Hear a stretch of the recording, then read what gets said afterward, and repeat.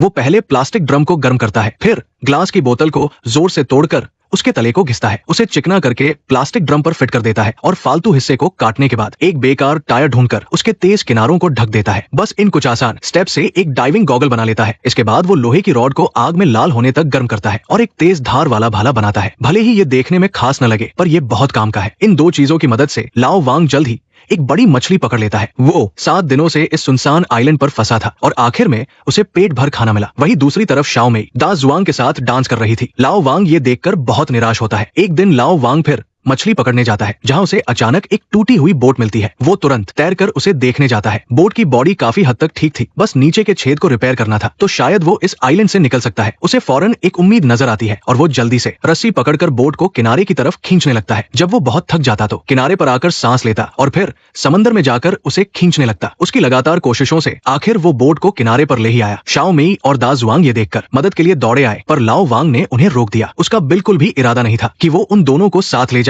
पहले उन दोनों ने उसके साथ जो बर्ताव किया था, लाओ वांग उस वजह से बहुत नाराज था। अगले कुछ दिनों तक लाओ वांग रोज मछली पकड़ने और बोट रिपेयर करने में लगा रहा। शाओ मेई फिर भी हार नहीं मानती। वो दा जुआंग के मछली पकड़ने जाने का फायदा उठाकर चुपके से लाओ वांग से माफी मांगने आती है, पर लाओ वांग न सिर्फ उसकी माफी ठुकरा देता है, बल्कि उसे वहां से जाने को भी कहता है। दिन एक एक करके बीतते जाते हैं। शाओ मेई और दा जुआंग ऊपर से तो ऐसा दिखाते हैं जैसे उन्हें कोई फर्क नहीं पड़ता, पर अंदर ही अंदर उन्होंने एक प्लान बना लिया था। एक दिन लाओ वांग न सिर्फ बोट को रिपेयर कर लेता है, बल्कि उस पर एक पाल भी लगा देता है। सेलिब्रेट करने के लिए वो एक बड़ी मछली पकड़ने समंदर में जाने का फैसला करता है, पर दा जुआंग उसे देख लेता है और सोती हुई शाओ मेई को जगाता है। दोनों अपना तैयार किया हुआ सामान बोट पर रखने लगते हैं। जैसे ही वो निकलने की तैयारी करते हैं, लाओ वांग उन्हें देख लेता है। लाओ वांग हाथ में भाला लेकर गुस्से में उनकी तरफ दौड़ता है, पर दूरी ज्यादा होने की वजह से आखिर में वो लेट हो जाता है। शाओ मेई और दा जुआंग बोट में बैठकर जल्द ही कई मीटर दूर निकल जाते हैं, पर हैरानी की बात यह है कि लाओ वांग दुखी नहीं होता, बल्कि मुस्कुराने लगता है। दरअसल उसे पहले से पता था कि वो दोनों बोट चुराने आएंगे, इसलिए उसने बोट को पूरी तरह से रिपेयर ही नहीं किया था। और शाओ मेई की तरफ वो लोग आइलैंड से निकलने का जश्न मना रहे होते हैं, पर अगले ही पल उनकी चीखें भी नहीं निकलती। बोट में न जाने कब से पानी भरने लगता है।